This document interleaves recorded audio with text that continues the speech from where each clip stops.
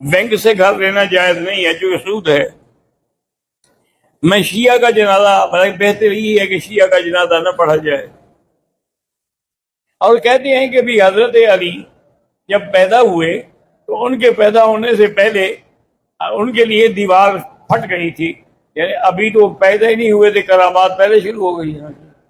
کیوں ایسے مسئلے بناتے ہو جو ایمان کے دشمن ہیں؟ میں سفر میں تھا کہ مجھے سفر کے دوران احتلام ہو گیا. اب پانی بھی نہیں تھا، جگہ بھی نہیں تھی. آگے آئے ایک مسجد تھی، میں نے کہا شاید وہاں غسل خانہ مل جائے، وہاں بھی نہیں تھا.